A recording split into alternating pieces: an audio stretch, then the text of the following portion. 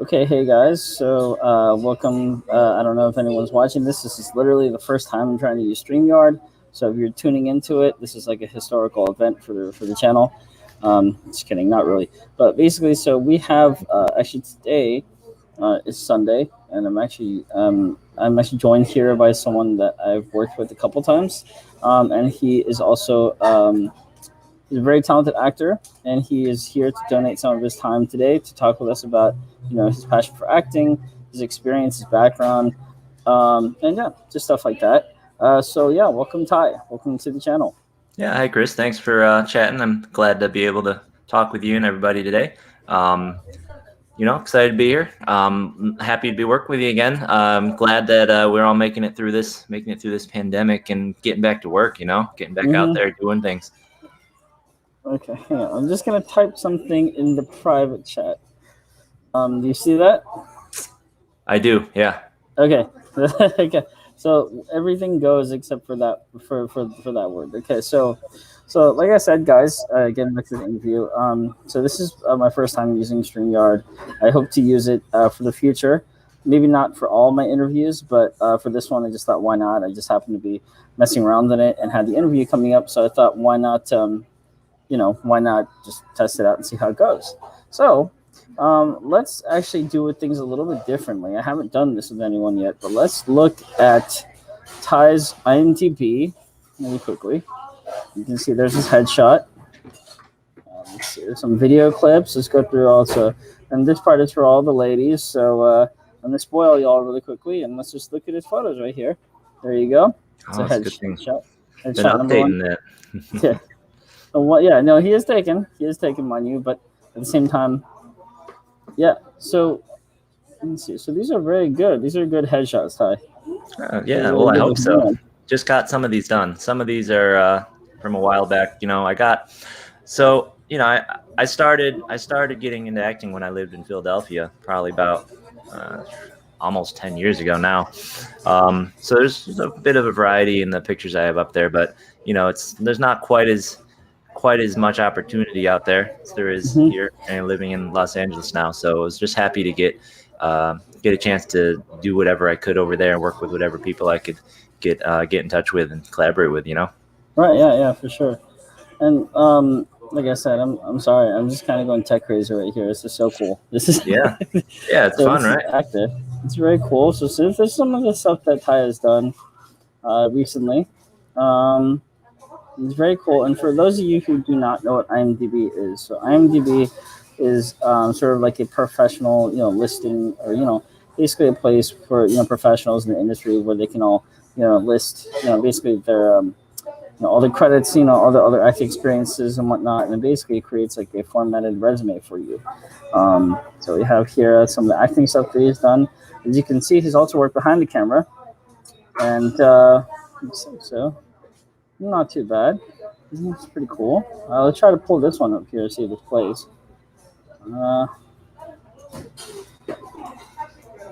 Yeah, that's a short that we worked on with a group when I first moved to LA. I took a film, kind of really, it was a production class, and the goal of it was to get us familiar with all parts of the behind the camera elements, right? Writing, producing, editing, et cetera. So I found a really good group of people to work with for a little while. Since then, people have kind of scattered. You know how it is around here. Some moved over to New York. Some have moved back home to work. Maybe, I think, a couple from Texas. But we were doing what we could. A couple of us were interested in writing. We had a couple of projects in the works, and that one we're pretty proud of. But the writer, I think, never really found what to do with it after we made it. Nice freeze frame there on my. It was just the audio. I didn't want it to basically drown out what you were saying. Oh no, I'm just saying that's a funny frame. Okay. Yeah, so that one was pretty fun to make. That was one of our first ones. It was actually one of our more ambitious ones. We had a nice, somebody knew somebody with a nice warehouse. We did a lot of set dressing, and that we learned a ton about the filmmaking process then. So yeah, that was a really fun one to do. We went all out for that one. A little disappointed that I don't think the person who was the writer, and then the person who was kind of the main producer really didn't find a good home for that. But you know, uh, it's all experience, it's all fun, and it's all it's always make some good friendships, some good collaborations out here. Yeah, yeah, that's cool. This is cool. Oh yeah, that was kind of a clip I did to kind of have sort of some of the self tape, some of the as the actor in LA, you end up doing a lot of that was a little more improv, a little bit of somewhat of a stand-up kind of thing. So a lot of these clips you look through now are just kind of like really short demo reel sort of type of clips. So some fun stuff that played around with, some of it for projects, some of it for audition purposes, some of it for some of it's out there on YouTube somewhere, some of it's hiding on somebody's hard drive somewhere. This one here was a funny thing. We had an idea to goof around and try and do a little homage to some K-drama scenes that are pretty iconic. So it's kind of fun going out there and trying to find some tracksuits that look like the old ones and looking for some locations. It's, you know how it is. Getting out there, making stuff. It's always just it's always fun, no matter what the outcome. And we're proud of some of these things. Pretty proud of some of this stuff. Right. Yeah. Absolutely.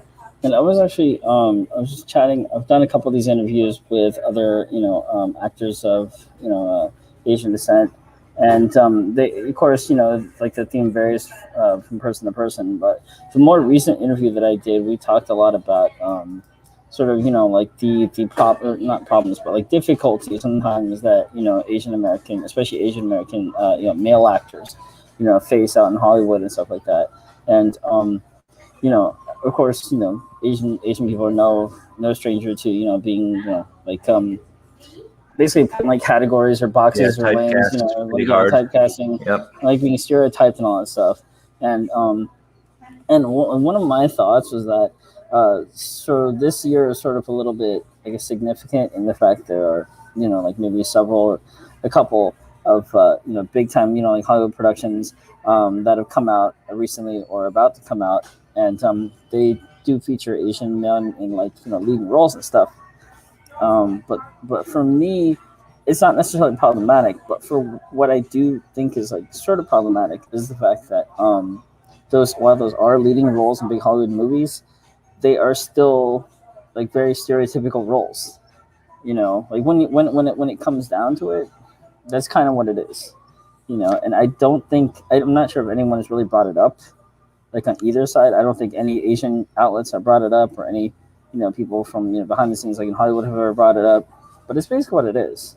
Yeah, no, I can see that, and you see both sides of the coin. It's great to see more of those opportunities and roles, but it does hurt to see that they're really just doing the same old thing. And another thing, I just, I was watching a movie the other day and saw all those trailers coming up, and like on the one hand you cheer, and then the other hand you're like, Hollywood, really? I mean, one thing that struck me was, it's like, on the one hand I'm applauding, I see the same faces in all these trailers, but literally you see them back to back to back, and it's like they're the same people. It's like, so Hollywood, you're discovering Asian actors, right? But you've only discovered like 4 of them, and they're the only ones you're willing to use. You take no risks, right? You want to, I mean, and I'm sure that's not it, but that's how it feels, right? So like, I didn't even realize, for instance, Awkwafina was in this movie as well. It's like, oh, you need a quirky sidekick. There she is again. It's like, she's amazing, but really you couldn't find one more person to do that, and it's like, it's a step though, right? It's the beginning, and it's and this one is tough because they, Marvel, obviously they're just trying to use Marvel properties, and that means they have to look through the history of Marvel to find an Asian hero. And when I saw the description of this hero, it's such an old, I don't really know much about where they're going with it in the movie, but when the character's from the character's probably from the 70s, right? And they had to change some things about his backstories because that was like way over the top, too stereotypical old, Fu Manchu with the mustache and everything. I think was literally his old father was Fu Manchu or something, right? So they had to change a lot of that stuff because they recognized, well, yeah, this is really old style, not really acceptable anymore, kind of stereotyping, right? So, I mean, it's good that they did make some changes, but you're still left with that character, right? So I hear what you're saying for sure. And, I know for me, what I really can't wait to see is when you've got the, like the roles that like Tom Cruise gets, right? Like when you got like that Jack Reacher, or you got like that, he's just like the U.S. Army Rangers come back, and that's just an Asian American. That's gonna be that's the action star that'll be like, yes, we're American, right? Like it's like everyone gets it. It's Americans can be any. We are the diverse nation, right? Americans can be any kind of face, and it's finally made it all the way through to the top blockbuster, right? But for now, I think the important thing to do is focus on applauding the opportunities and the progress, and just keep an eye and make sure we're not regressing anywhere, right? And doing our best, and really what you're doing here, what we're all doing with energy. I just was chatting with some of my other friends who've done a lot of great things over the last year or two, building up big YouTube followings, right? Making their own content. It's up to us to write our own stories, right? To make our own content, to tell and make the roles we want to have, right? So that's why it's important to be a part of all this. Yeah, and absolutely. And I do want to stress that I'm not like against like Asian men like leading big time Hollywood movies. That's not the comment that I'm making here. The comment that I'm making is that I do want them to be in leading roles in Hollywood movies, but I don't want them to always be in movies like Snake Eyes or like Shang-Chi. Yeah. It'd be nice It'd be nice if we didn't have to have the mystical martial arts background for every single leading movie role, right? Or leading villain role, right? Exactly. Yeah. And see, here's the thing too. So when you think, I'm sorry, I know we're kind of going on a tangent, but I just want to talk about it really quickly, and then I'll go back to the main focus. So the interesting thing that I've been thinking about is like with the impending release of Shang-Chi and also this movie, The Eternals, both of those movies have been banned from China, like for different reasons. And this, obviously, in this case of The Eternals, it's because the director opened a big fat mouth and said some shit that she shouldn't have. It's her opinion, but at the same time, from a business perspective, which Marvel is a business, Disney is a business, you don't say stuff like that. You don't say stuff like that. I don't care like how artistic or how outspoken or how entitled. Yeah, once you sign that contract with Disney, you've got to. You keep your mouth shut. It's sadly it's part of it, because you don't get to make big movies like this without big money, and you can't get big money if you do stuff like that. Yeah. And I was having this conversation with my parents the other day, and they actually saw her movie. What was it called? No Man Land. That one. Yeah. I guess supposedly it's really good, but I don't know. I have no interest in seeing it. But basically, it's like I just found it interesting that like this person of Asian descent, or actually no, she's directly from there. Hired, basically like a cast and crew that was like completely like just without any people of color whatsoever, right? And then she goes off and says this shit, about China, and it's just like like do we really want people like this representing our community? You know what I mean? Do we really want something like that? It's not something that I've talked about before, but like what do you think? You know what I mean? As an Asian American actor, like, what do you like basically what I'm trying to say is like, how do you feel about, like, I guess, I'm trying to say issues like this, I guess, or like how, just how do you feel about this topic?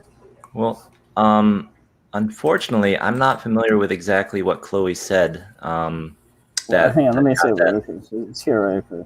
A place where there are lies everywhere. That's literally what she said about China, which is kind of dumb.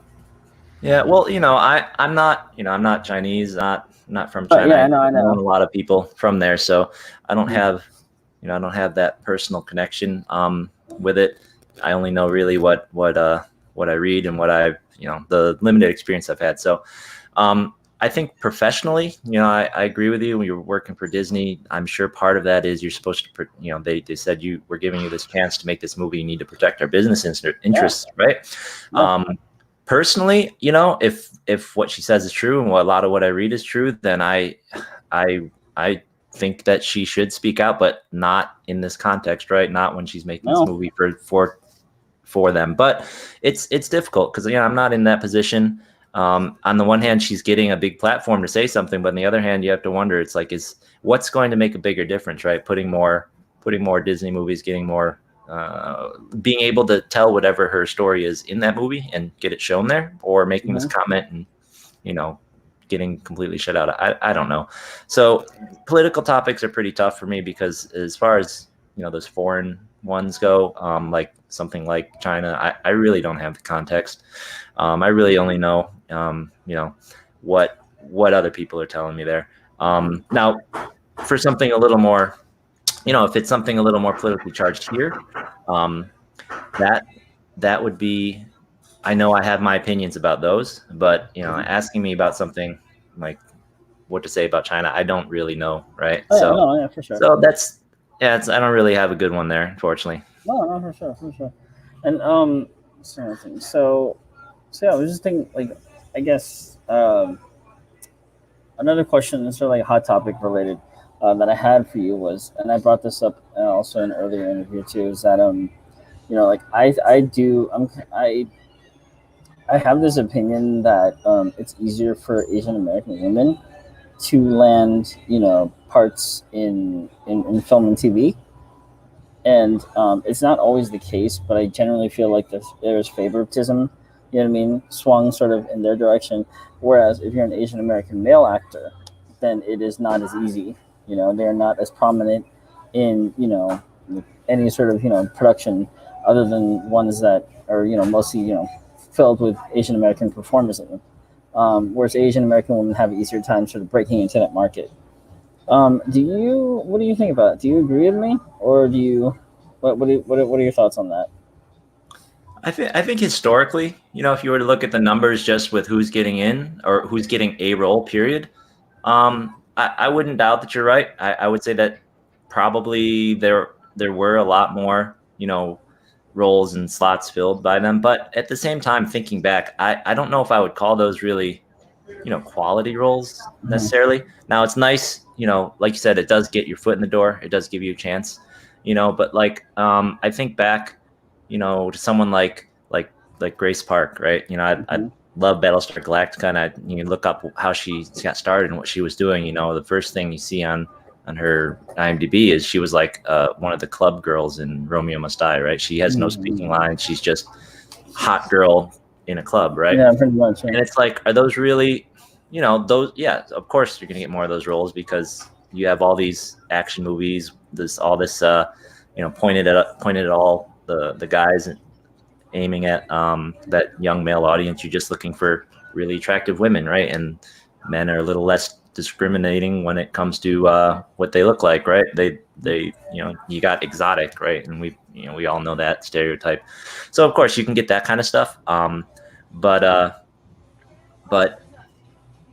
moving on from there, it's like the question, I guess, is like, those are, in my mind, I feel like that's most of the older opportunities, in the past that they would get. And it's really, is that really what we wanted? Would that have helped us at all? Would that have gotten us would that have really done anything useful? Right. I mean, like, historically, I know there were a lot of articles and a lot of discussion about kind of the emasculation of Asian men throughout America's history, right? All the way back to the what were they called?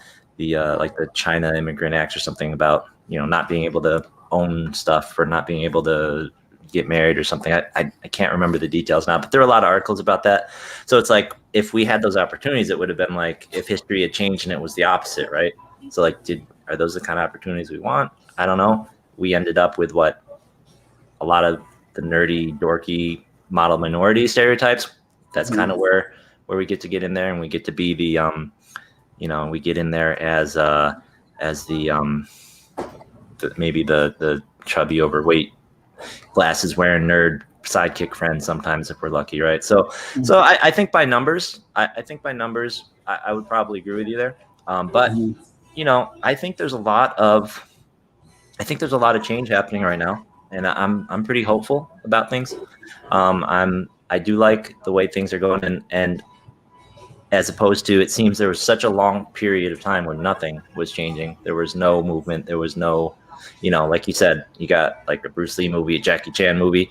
We're going to be the bad guys. We're going to be like, you get in a suit, you better be able to throw a kick, or nothing. But now, now we've got movies like, Always Be My Maybe on Netflix, right? You've got movies like, you got more and more content coming out where they're really trying to create a diverse cast. When you've got you've got some of the new superhero ones where they, it's not just going to be a uniform kind of look across the cast. It's not just going to be, they're really trying, or at least it seems like they're really trying. Sometimes they still mess up, but at least they're trying to get more diversity in there, which includes, less stereotypical kind of looks for Asian guys, which is great. I feel like it's funny, and this actually, I'm kind of happy with the whole. Another thing I think is helping us, honestly, and it's kind of subversive almost, or it's like kind of coming up, like through, I don't want to say indie means, but like, through like back in the day, it would have kind of been a counterculture type of thing. But all the Hallyu stuff, right? All the K-drama, K-pop type stuff, that's debating, especially starting in the West Coast over, right? Yeah. So that's popular worldwide. It's gaining more and more popularity here. It's really, I think that's really helping change the image of like, Asian men as far as like being able to be the romantic leads and the poster guys, right? And that's something that you could, that's the only posters you ever saw were Bruce Lee, right? But now you got BTS on girls' walls and little teens' walls, right? So you get a little more balance happening. It's not just Justin Bieber, right? So on the one hand, you don't want to get pigeonholed into something new. Oh, now you can be a K-popper, and now you can be a K-popper, or you can be a martial arts guy. But hey, at least that's two, and unless you can keep making it wider, right? Yeah, and there you go. You got stuff like that where they're, sure. Is it? Some people might look at that and be like, is this a statement of forced diversity? But it's not. That's just more representative of what the world's like, right? Right. And actually, it's funny because I actually tried getting in touch with the author because this movie is actually based on a book previously, and try to get in touch with her. I haven't heard from her, but I would have loved to pick her brain because she is she herself is the author. She is African American, and I believe she is married to. Yeah, I do believe that her husband is also Asian. So a lot of this movie and book, her book, is based on her own experience. And I saw this movie a couple of years ago when it came out. It's actually pretty good. It's not, it's not like, like the greatest movie ever made, but it is refreshing to see someone that looks like, or I don't know, looks directly like me, but has similar features, and is basically kind of representing me up there, And even better, obviously it sort of goes along with this channel. It is an AMBW, related, romance in it. And having seen it, like, prior to seeing it, I was kind of skeptical. I didn't want to go. My girl at the time dragged me to see it, but I'm kind of thankful that she did because it has, like, the storytelling is actually seems very kind of seamless. It seems very natural, and of course it's a story about, two young people, really young people, like they're like in the early 20s, I think, college age. But it's just a very, it's like I said, the romance in there is not forced. It's not like saying, oh, here's an Asian guy, here's a black woman, and now they're, together. So, basically we're trying to appeal to both demographics. No, it just seems like more natural. You know what I mean? The chemistry is very good. And that's what that goes along to what you're saying too. Like, I want more stories like this. You know what I mean? I want to see more people that, that look like us, that are basically representing us on there, seen in a more positive light, because this is a very positive portrayal, and what sort of pisses me off about it is that this did not do well at all. It didn't make any money. It completely bombed. These romantic I don't know, I didn't see it. It doesn't look like a rom-com, but those romantic films are always tough to get the buzz about, I know. But no, I definitely liked seeing that it was coming out. And I can definitely see what you're saying in the scripts, in your scripts, and in the stuff you're putting out there. I've always appreciated that when that's why I've been so we worked together multiple times. I look at your scripts and I see these, you're really trying to depict these kind of regular, real stories. Nothing really overly hyped and melodramatic, but just real, real issues, real people, and something really relatable about the situations. And those are things that Asian Americans are going through, right? It's not just it's things everyone's going through, and we're telling it through this lens, and it's it's really refreshing, you know. Yeah, thank you. Yeah, I really do appreciate it. I really do appreciate it. By the way, everyone, Ty is a great actor. He's yeah, like I said, I don't think I said before, but he has a very natural, charisma to him, which I feel like is what we need. All of our Asian American, all our Asian American, male actors as well as female actors, but especially male actors to sort of exude more, what I mean, and sort of just be more, just embody that part, because that is very atypical of what you see in the media, especially in Western media. So we need more of that. I also just want to point out, going back to my statement about the previous movie, the AMBW movie that we just talked about, not doing well. So this is another movie that came out.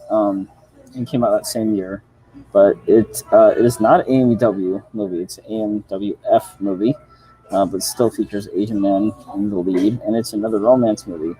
And this also did not do well. And so, I mean, it didn't do as badly as the other one, but it didn't. Yeah, this one had. They were going on the heels of Crazy Rich Asians with Henry Golden there, and yeah. No, I'm not as an expert on the business side. I remember when Crazy Rich Asians was being hyped and being put out. The general consensus was Hollywood stopped doing rom-coms because it's just really hard to get them to do well in the box office. Crazy Rich Asians was such a phenomenon, or rather it was such a aberration in the success of it. I mean, I know I saw that thing 6-7 times. I took everyone I knew to see that thing, but I didn't see those other two movies, right? So it's just so hard to get people hyped for these movies. That the niche it's hard. So I don't know what we can attribute it to. I don't want to say it's because the Asian guys were the leads or anything, right? Because how many other romance movies have been out since then? Did any of them do well? Right. Well, yeah, and I also just want to take this time to talk directly to the audience who's watching this live, and also to the people who are going to watch it after. So, like I've said before in the previous movie, or previous interview that I did, we need more movies like this. Like Crazy Rich Asians, which is kind of a guaranteed blockbuster, but like also smaller movies, like like the other ones that we talked about. A reason that those movies did not do well financially was because flat out nobody went to see them. And I don't understand. Here's the thing too, man. Okay, Ty, also talking to you too. So I'm kind of calling out the Asian community because they are hugely responsible for that happening. So let's go back to a movie like Black Panther, right? Black Panther, which is like everybody in the world has seen, right? And it's not just black people, white people have seen it, Asian people, Hispanics, all people around the world. This movie made almost $2 billion. It is probably one of the most historical, important, significant films of recent memory, maybe even of all time, right? It is a big deal. It's a really big deal. And this movie, also Crazy Rich Asians, is also a big deal because it also made a lot of money and also got award recognition, all that stuff. It was a good movie, but I'm gonna say this right now: Asian people, they don't support art. They don't support each other when it comes to film. Black people, not the way that black people do, right? And I'm saying that that's a good thing that black people supported, Black Panther and all these other movies the way they did, right? That's a good thing. We do need that, but we also need Asian people to go out there and spend money the way that everyone else does. And the problem is, Ty, is that not everyone is like you and me. Not everyone gives a crap about movies. You know what I mean? And I'm not trying to, force like a negative light. I'm not trying to just bash Asian people. I'm trying to get them to open their minds to go out and see the significance of paying money, you know what I mean, to see movies that you might not consider them important or relevant. You might not even give a crap. You know what I mean? I'm sure people have, more important things to do with their lives, right, than to pay for some 2-hour movie that they're going to sit their ass down and then probably forget later. But, you're forgetting that Hollywood, the only thing that matters to Hollywood is money, right? If you want to see more of something, you want to support something, you need to pay money to see it. The more money a movie makes, like this movie, Crazy Rich Asians, it made, I think, what was it, like almost $200 million domestically. That's not nearly as much as like Black Panther made, but it was released the same year, and that's still a lot of money. They did really well, multiple the budget, profit wise, I'm sure. And they ordered movies 2 and 3, right then. They're in the pipes. They ordered them. Yeah. Well, I mean, but that's the case. Like, how come we haven't gotten it, right? Like, I know Black Panther 2 is like shooting right now. Yeah, I think it's a casting. Like, they're waiting for the whole cast to be able to come together long enough to shoot 2 and 3 together, and then all the other difficulties over the time. So I'm sure that all of that is making life more complicated. But I remember there were a lot of articles out. After the second week this thing was in theaters, they're like, "All right, sign the papers. We're ordering number 2 and 3." Mm-hmm. No, absolutely. And here's the thing too. Like, when those sequels do eventually come out, they're also going to make a lot of money, right? They're going to be, so. Yeah, they will. But they're more of a guaranteed hit than like those other movies that we just talked about. Oh yeah, of course. You know what I mean? Yeah, because now they have some brand name appeal. Now they have what they really. I'm hoping for is that. Oh, I found the chat over here. And I'm not gonna lie. I also, over half the times I watched it, I got a little teary-eyed and especially leading up to this scene here you got right there.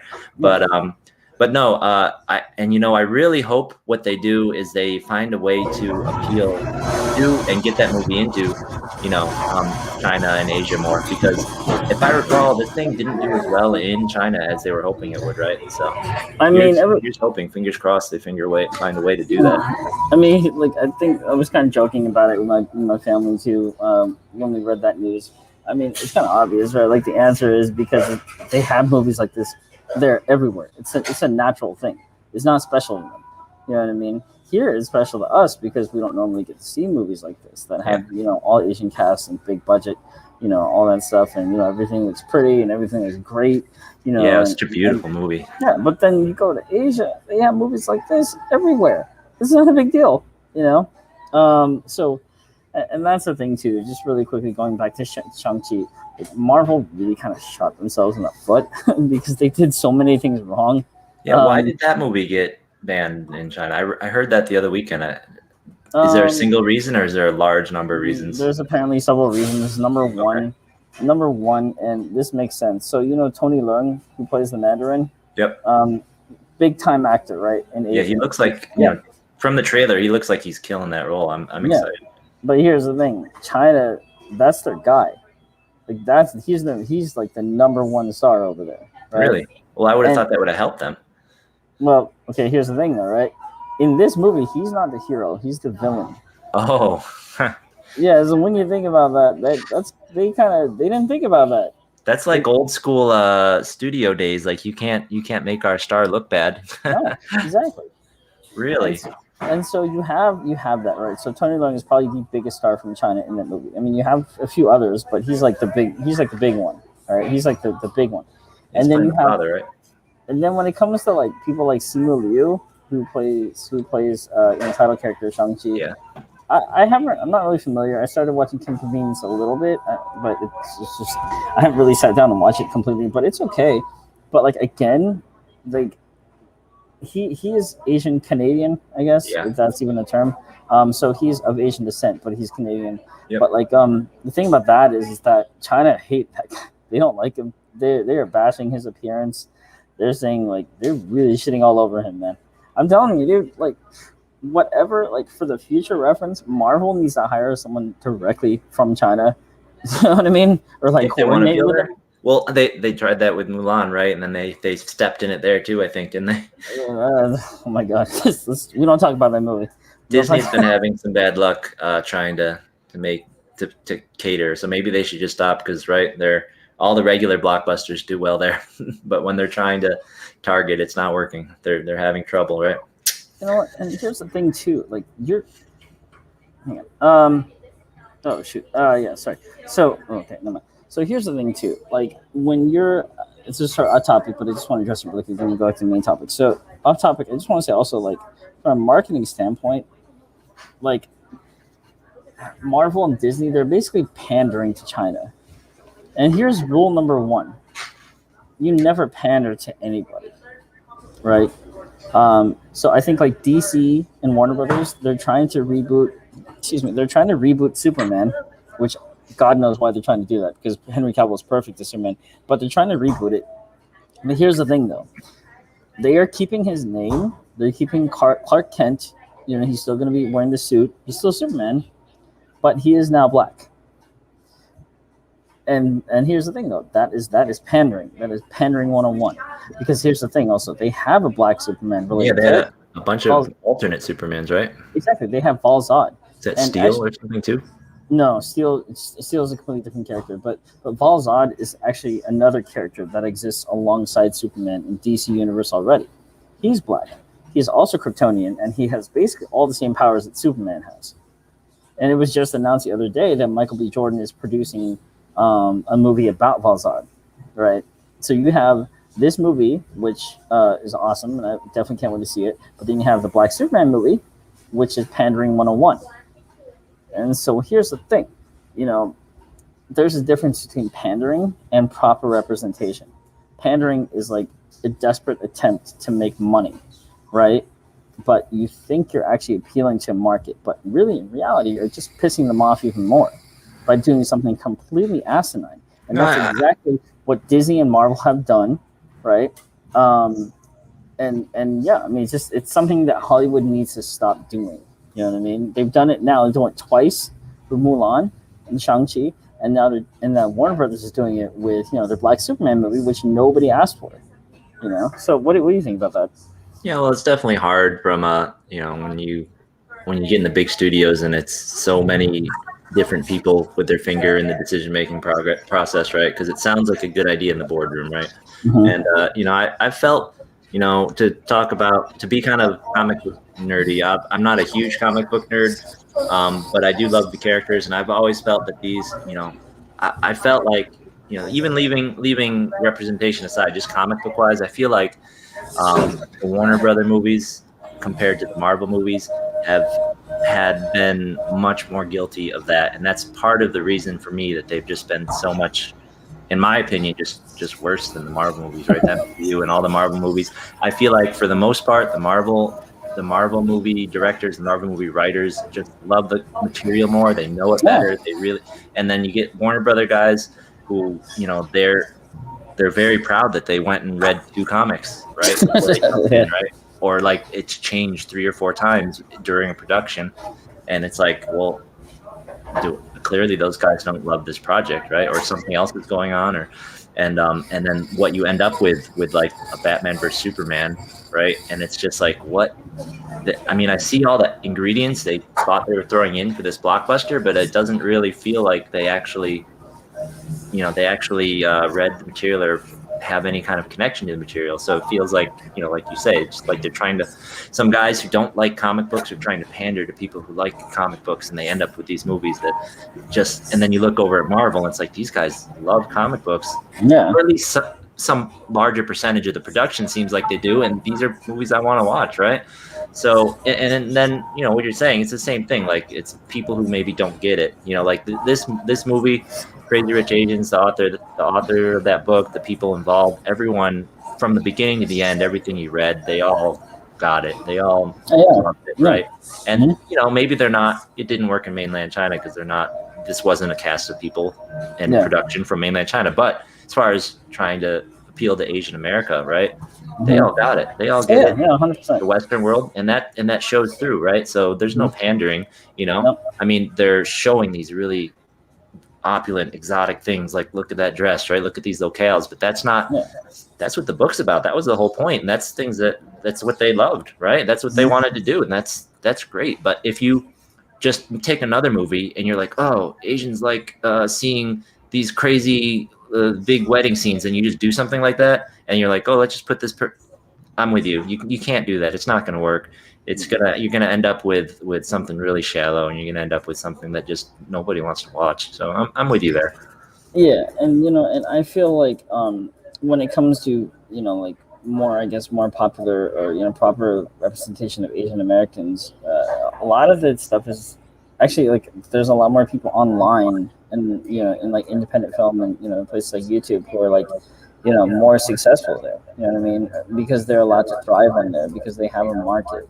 Yeah. You know, YouTube is definitely a great place to just be a little more free, which is funny, but, you know, because it's still Google, it's still corporate, you're still going on ads, but, you know, it's not like YouTube channels, especially when you're getting started, you don't have like one corporate sponsor who's going to tell you don't do this, do that, right? So at least you get to experiment, and the more importantly for me is it's just open to everyone, right? All of these new social media, all this public stuff, that's anyone can get out there. We can get out there with our cameras, we can get out there with our micro, we can write our scripts and get out there and start making stuff on our own and just put it out there.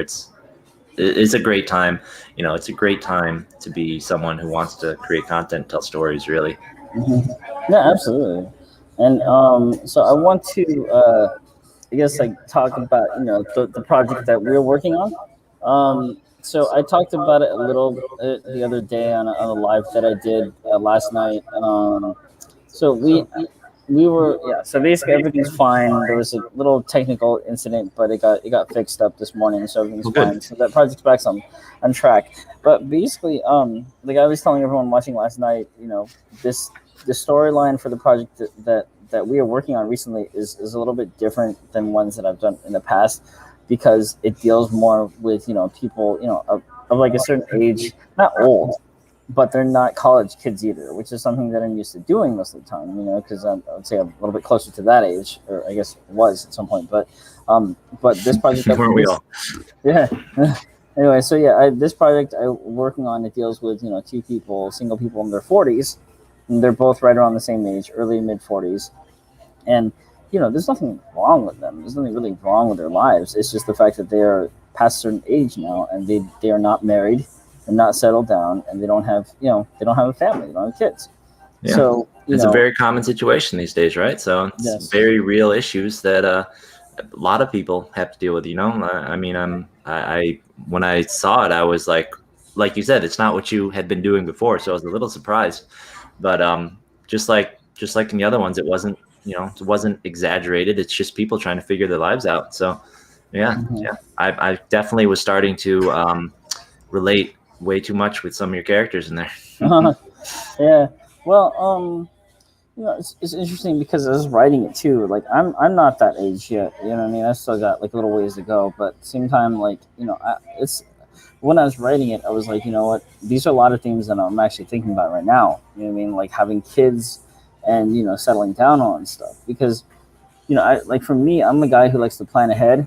Whether or not I'm successful in my plans, it's a whole other story. Oh, yeah. But I do try to at least get organized and plan ahead. So I was thinking to myself when I was writing it, I was like, this is basically kind of my life story, even though I'm like about 10 or so years younger than him. It's like, it got me thinking. I was like, you know what? When I was in my 20s, which I'm not in my 20s anymore, but when I was in my 20s, I was thinking to myself, like, damn, I had a lot of opportunities to actually, at the very least, if not marry, at least like procreate with someone, you know what I mean? And like, it's kind of a random thought, but when you think about it, it actually does make sense, right? Because the older you get, doesn't matter if you're a man or woman, it gets harder to have children. You know what I mean? Just from a scientific, biological point of view, it does. I've actually met with OBGYN. I've gotten tested for infertility, all that shit. My numbers are actually pretty high. Okay, so they're pretty solid. But the problem is, when I was writing this, I was like, damn, like, even though my dating experiences weren't all like great on stuff, it was like, from a literal standpoint, there were a lot of times I could have actually just done it right then and there, And see, here's the thing. For me personally, I want to have kids.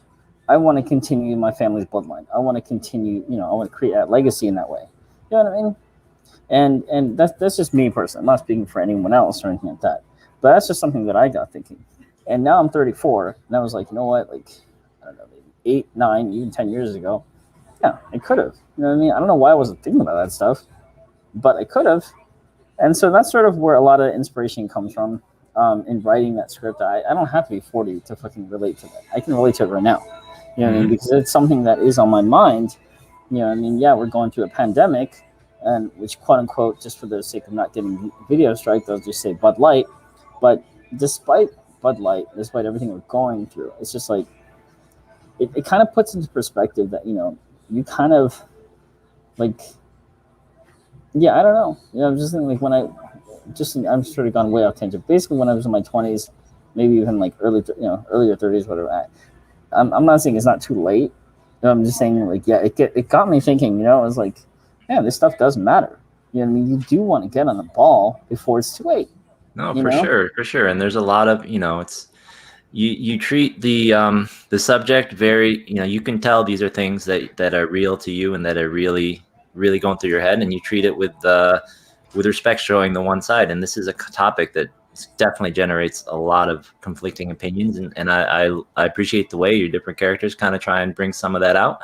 And I myself, like I said, I relate to what I was reading quite a bit. I mean, Mhm. we've talked a little bit before. When I was in Philadelphia, I was married. I'm married, I'm divorced. I've definitely been through this whole gamut of thinking about it, talking through it with someone, being seriously considering all of these kinds of things from these kinds of ideas. And this is universal stuff, right? So Mhm. this is the kind of thing everybody, whether they think they've made their decision or they haven't, or they're thinking about it, they think it's far off in the future. It's something everyone does think about or will have to think about, or it's definitely a part of everyone's life, pretty much everyone's life at some point, right? So Yeah.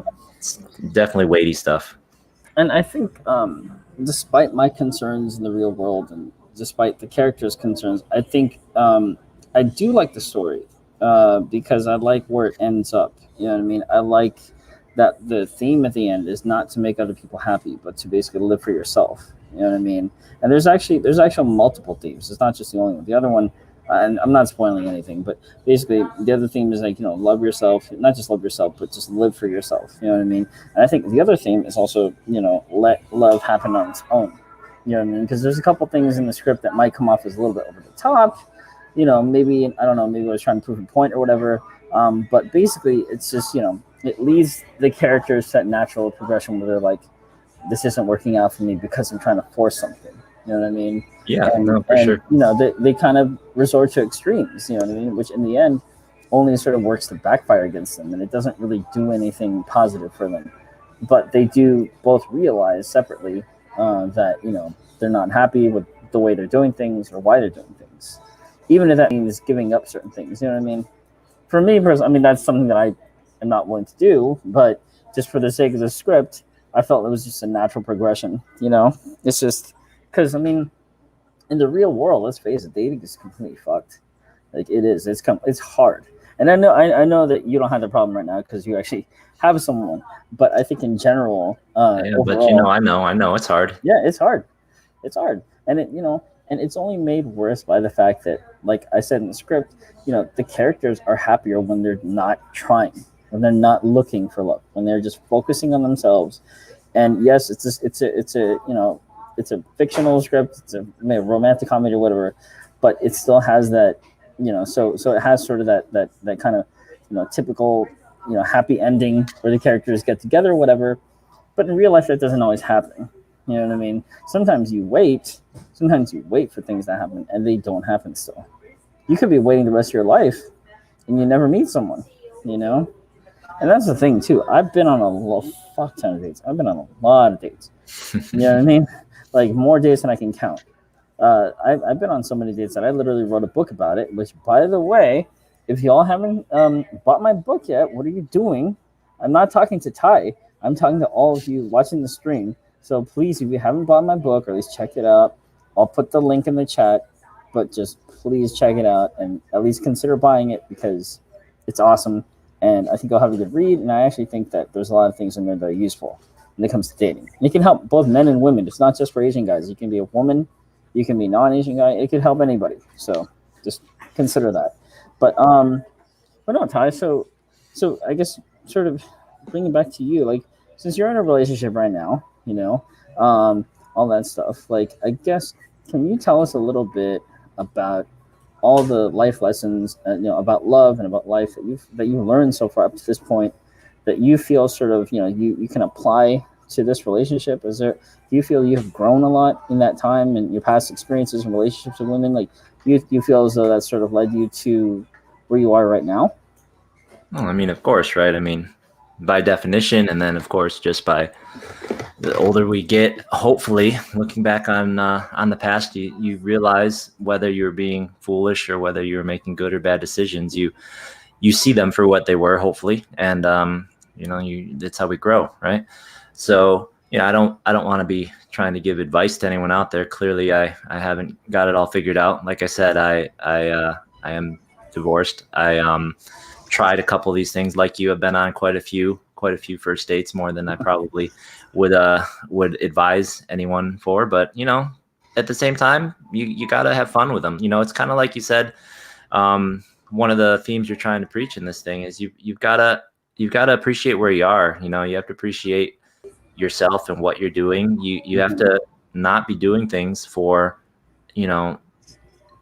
if you don't appreciate and you're not having fun with what you're doing, and it's for some reason it's just this end goal that is causing you stress, you really should think and evaluate, is that even someplace you want to get? Is that someplace you want to be causing yourself that kind of stress, putting yourself through this kind of, pain or frustration for? Is that really where you want to go? Because if it is, why are you feeling so much pain right now? And why is it such a hassle right now? Right. As a filmmaker, obviously it'd be great if you were, directing the next Guardians of the Galaxy or something, right? Like doing some awesome, huge, big budget movie. But, we all know there's a journey, right? Just like dating, it's a long journey. It takes a lot of work, a lot of sweat, but you're out here doing it. And I'm working with you. I see you enjoy it. I see it's, this is work you want to do, right? So it's the same thing with dating. If going on those dates, like you're toughing it out with people, or you're painful, like, is that really where we're going to go? Like, if you're making these films and everything's awful and you feel like everything's awful and everything's stress and pain, is that really where you want to be? Because that end goal isn't, when you get there, nothing changes. It's what you do to get there, and what you do to get there is what you're going to be doing when you get there and continue doing. So if you don't like it, getting there is not going to change that, right? So just like the theme we're talking about, you got to do it for yourself. You got to enjoy. You got to be happy with what you're doing, right? And the same thing goes for life, for relationships, for whatever you're working on, whether it's yourself or a relationship. Yeah, no, absolutely. And a few months ago, actually a couple of years ago, I moved to Ohio. There's like nobody should ever do that. But I moved to Ohio for a job because I'd just gone back to school really quickly, sort of spur of the moment, and I decided I wanted to try something that was different from film and TV, and it was in news producing. And it was kind of cool because like when I went back to school, I got a couple internships. I did an internship at CNN. Apparently, I beat out like a few hundred other kids for it or something. It was crazy. And then I did another internship at at another news station. But then, like, here's the thing though. Like, when people ask you, okay, so why are you so interested in this? Why do you want to do it? I didn't ever get an answer. I honestly thought at that point in my life, I was honestly just sort of at a crossroads. I was just about to turn 30. I thought to myself, I need something more stable, but something that is also media related. So I thought, I've worked in news before. Why not, go back and study it and, pursue it, as a career or stuff. And a couple years passed, and I finished school, had all my internships under my belt, and then I, got a job in Ohio, and I left. And this is like right before the pandemic hit, so this is like a year and a half or so before the hit. And I went, and it was god awful. It was like the most god awful, boring shit ever. But here's the thing, all right? Like, I just wasn't prepared, but I also wasn't prepared for how boring it was. And when we're saying, like, when you actually, this, I just want to add another thing. So I'm sort of going on a tangent, but the point of the story is that I didn't have a good reason for doing it. I honestly thought, I was kind of feeling, pressure. It was like all my friends in college and all my family were doing things with their lives, real things. Like, they were going to law school. They were, becoming pharmacists. They were getting their doctorate. A lot of people in my family are very, very intelligent people, and that's awesome. And I wish them nothing but success. But at the same time, I was like, where's mine? You know what I mean? I'm about to hit a milestone. I'm about to turn 30 years old. I'm not in my 20s. I'm not a teen anymore. And I was unhappy with that. And I started comparing myself to other people, which you should never, ever do. So basically, long story short, you shouldn't compare yourself. You should literally just do whatever makes you happy, And that goes along with what we're saying about, do things for yourself. there's certain things in life that you can't force or rush. Some things just need to happen on their own, like finding love, for instance. It's usually always a better idea just to let it happen on its own. And when you do stuff, of course you should do it for yourself. You should also do stuff when you're ready and when you know that it's going to make you happy. You know what I mean? Never compare yourself to other people. It's the easiest, oldest trick in the book. Everyone does it at some point. You know what I mean? But it's not fair to anyone. You can't compare yourself to other people. Yeah, no, for sure. That's definitely one of the biggest things. I would agree. If people could just stop doing that and realize we're all different. We're all in different circumstances. We all have different, it doesn't even make sense most of the time, because what one person, it's what makes one person happy. And that's not even what you really want. You just, it's not going to work. So absolutely. Yeah. And sorry, I know I'm going to close out the stream really quickly, but yeah, it's just, I guess, this past couple of years, it's like, even looking back on it now, you know what I mean? Like, I'm in my early to mid 30s, turn 35 in a few months, beginning of next year or whatever. And it's like, I do a lot of thinking. I am the type of person who overthinks a lot. I'm trying not to, but it sometimes just can't help it. But it's like, like, even when you're not comparing yourself to other people, you are still sort of, like, for me personally, I'm just a very competitive person by nature. So like I said, I like to plan ahead. I like to, do things, that sound like a good idea, but sometimes it doesn't work out. And especially right now with what's going on with Bud Light and the pandemic and, people losing their jobs and homes and everything like that, it's just a crazy time. But I feel like, okay, like, whereas a lot of kids and people my age are, establishing their careers and all that stuff, I'm literally just trying to create a YouTube channel for myself. I'm doing other stuff, you know what I mean, with my life too.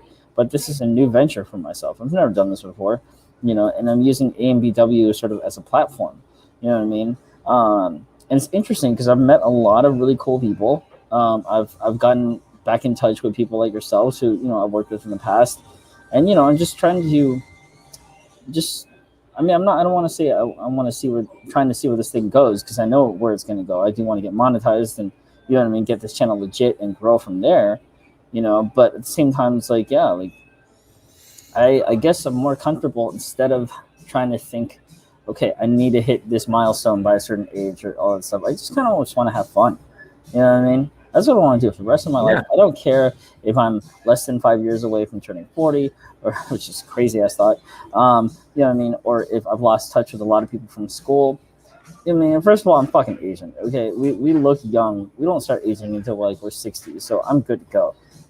But it's like, just like in general, I don't want to lose that youth part of me. You know what I mean? I don't want to grow up too fast, but at the same time, I'm saying like this. I'm going back to school in a few weeks at the end of August, and this time I'm gonna stay there.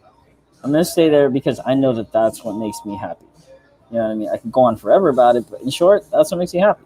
Yeah. And I'm not saying I'm gonna, just somehow, all of a sudden start, acting like the way I was in my 20s, to start dressing like how, first of all, I still dress that way, so it doesn't matter. And I still am kind of immature in a lot of regards. But I would like to say this. I want to keep one foot in the door in the real world and moving forward, and one foot in school, you know what I mean? And I want, like, I kind of want to have my cake and eat it too, basically. Or actually, no, never mind. Sorry.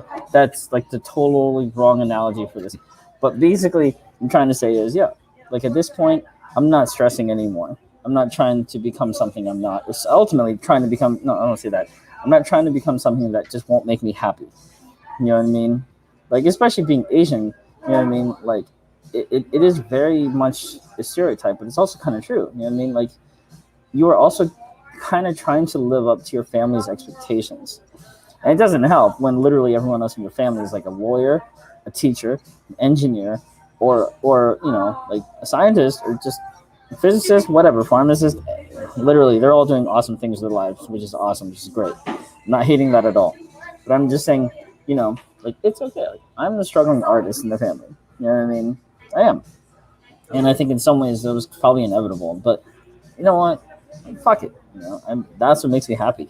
Every family needs one. I mean, otherwise it's going to be boring. Like, all those people just stuck up in their labs and their offices all day. I mean, what's the point if there's no art? Absolutely. And it's given me a little bit more drive because now I have an audience, you know what I mean, who I can cater to when it comes to AMBW, short films like this, like we're doing, you have both Asian male market and you're also catering to, women, black women. And when you think about it, like I've said in a lot of other interviews, like both of those, uh, both of those like audience demographics or whatever, they're largely uncatered to, right? Like in the romantic market, but also in like the entertainment market, there's not a whole lot of positive representation for either group. And things are getting a little bit better, but they're not getting better enough, and it's not happening quick enough. You know what I mean? Yeah, well, like we said before, the best way for it to happen is just like this: people in those markets getting out there telling their own stories, right? You've got, Mm-hmm. you've got the what's her name? Is it Insecure, right? The HBO show. You've got, Yeah, it's yeah, and then you've got all of those great shows that have been put out. The How to Get Away with Murder producer, right? So you've got all of those great people in the industry upping that side, and then we need more people and more stuff on this side doing that kind of thing. We got the like the Crazy Rich Asians, like these YouTube channels, like honestly we could use a couple more Asian male producers and directors telling our stories. It seems like we have a couple, but they keep getting all of their time taken up making Fast and the Furious movies and stuff, right? So they don't have time to do this right now. But yeah, but the more the merrier, and the more we can get, the better. Yeah, I've got my own thoughts on that. I've actually met Justin Lin. He's the director of Fast and Furious. Mm-hmm. No one's there right now, dude. That guy's kind of a dick. No one's there right now. I'm at quell expectations because I've met him and talked to him a couple times, and he actually lives in the town that I grew up in South Pasadena. Yeah, he's kind of an asshole. Yeah, I'm saying, no. It's still successful Hollywood. Hard, yeah, 100%. And I support his work. You know what I mean? As another Asian struggling artist to Asian filmmaker like him, like I definitely support it.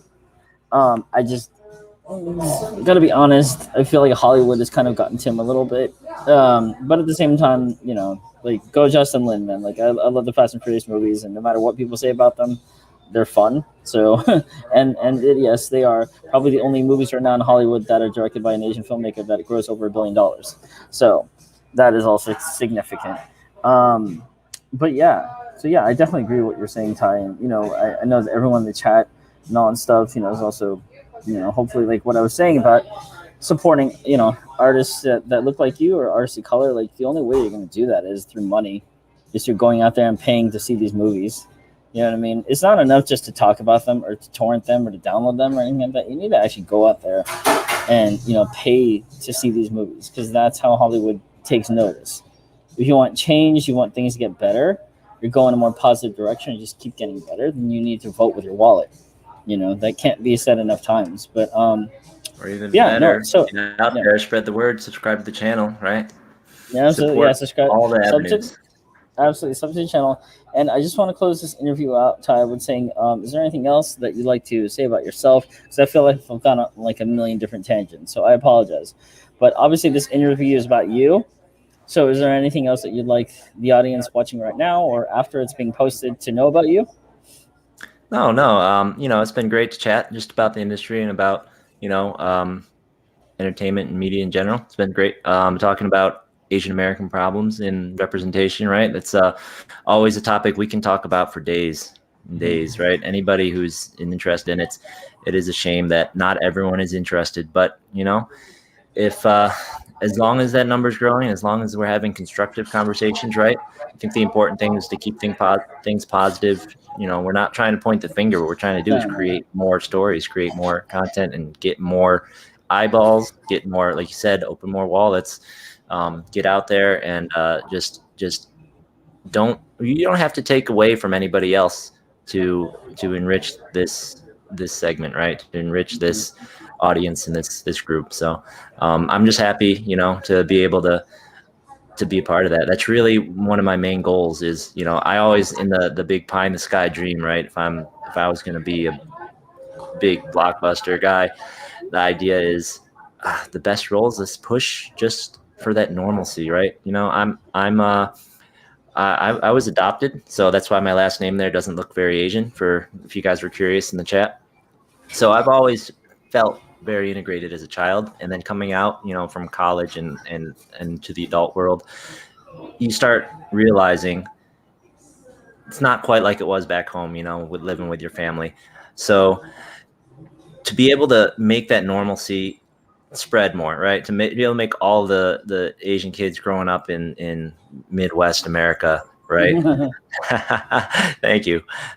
Be able to make them all feel like, yeah, we're all American. It's just normal. There's nothing, you don't have to be Asian. We're American. And if you come from an Asian household, that's great. That's great color. That's great richness, but you don't have to explain or apologize, or, that doesn't have to be your thing. Right. So just great to be participating in stuff like this, Yeah, definitely. Well, Ty, I don't want to take up too much of your time. I think we've already gone over an hour, so I'm going to end it here. I want to say thank you very much for taking time out of your busy schedule to speak with us today. Yeah. Sure. If I guess we didn't bring up, I obviously have an Instagram. It's just my name. Okay. Hang on. Let's pull that up. So if you guys want to follow that, I didn't take any behind the scenes there of what we're doing, but if Chris sends me any of those shots, I'll be putting them up too. And whenever I'm got some new projects, you see whenever I'm doing anything acting wise, or I like to put up pictures. I like to get out there and play poker pretty frequently too. So sometimes I'll post a funny picture there too. Got my little partner in crime there, Bulbasaur, playing poker with me. So you'll see those kind of things, headshots, behind the scenes, occasional poker picture. Ty, what's your Instagram handle? You should just be able to look up my name, Ty Dobertin. Okay, hang on. Let me try to pull it up right now. Quickly.